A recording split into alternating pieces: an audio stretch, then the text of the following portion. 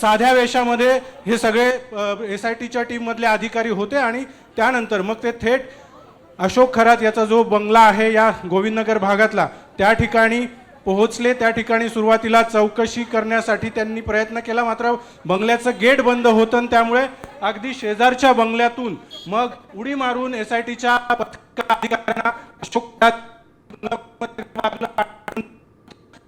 कल्पना खरात नेमका कुठे आहे या सगळ्या संदर्भामध्ये चौकशी सुरू केलेली होती। मात्र आता त्यांच्या मुलाला या ठिकाणी SITच्या टीमनं चौकशीसाठी ताब्यात घेतलेला आहे। ही आताची दृश्य आहेत। SITचं पथक आता अशोक खरात यांच्या मुलाला घेऊन आता या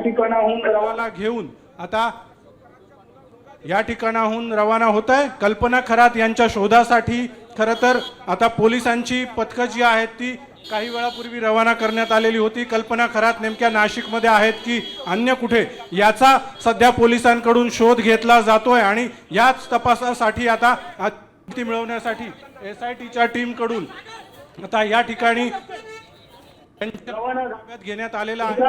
काही वेळामध्ये या सगळ्या संदर्भामध्ये आपल्याला नेमका आता या टीमने त्यांच्या मुलाला अटक केल्यानंतर कल्पना खरात नेमका कुठे आहेत याची माहिती घेतली जाणार आहे आणि त्यानंतर त्यांना अटक करण्याची शक्यता आहे। त्यामुळे आता सध्या आता या ठिकाणाहून रवाना झालेली आहे। त्यामुळे आता कल्पना खरात यांना नेमकी अटक कधी होती हे पाहणं महत्त्वाचं असणार आहे। नक्कीच अभिजित आमच्यासोबत असेच थांबा। आपण या दृश्यांच्या माध्यमातून पाहू शकतो SITने खरातच्या मुलाला ताब्यात घेतले। खरं तर SITची ही टीम खरातची पत्नी कल्पना खरातला अटक करण्यासाठी त्या ठिकाणी गेली होती, मात्र खरातचा मुलगा त्यांच्या हाती लागलेला आहे, त्याला ताब्यात घेण्यात आलाय आणि आता खरातच्या मुलाकडून चौकशीतून काय गोष्टी समोर येत आहेत हे पाहणं महत्त्वाचं असणार आहे।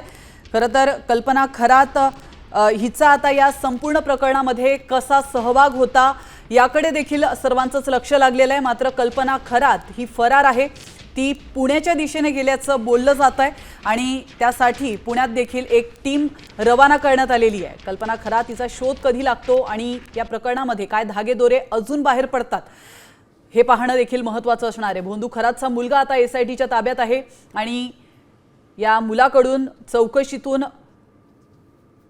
काय खुलासे होतात, त्याचप्रमाणे खरात संदर्भात अधिक काही माहिती मिळू शकते का हे पाहणं महत्त्वाचं असणार आहे। तर आताची लाईव्ह दृश्य तुम्ही नाशिकमधली पाहू शकता। काही वेळापूर्वीच SITची टीम ही नाशिकमधील खरातच्या घरात त्याच्या आलिशान बंगल्यामध्ये दाखल झाली होती। त्या ठिकाणी काही जण असल्याची माहिती त्यांना मिळाली होती। खरं तर खरातची पत्नी कल्पना खरात हिला ताब्यात घेण्यासाठी ही टीम या ठिकाणी आली होती, मात्र खरातचा मुलगा त्यांना या ठिकाणी भेटलाय आणि त्यानंतर आता ही SITची टीम खरातच्या मुलाला घेऊन रवाना झालेली आहे। तर महत्त्वाचं म्हणजे SITच्या टीमकडून महत्त्वाची माहिती मिळणं अपेक्षित होतं, मात्र त्यांनी माध्यमांशी संपर्क साधणं टाळलेला आहे, संवाद साधणं त्यांनी टाळलेलं आहे। त्यामुळे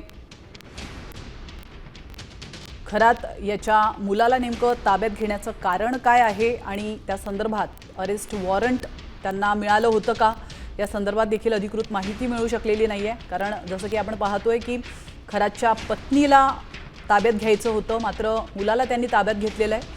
त्या संदर्भात काही अधिकृत माहिती अद्याप तरी मिळू शकलेली नाही आहे। भोंदू अशोक खरातच्या बंगल्याबाहेरची ही दृश्य आहे।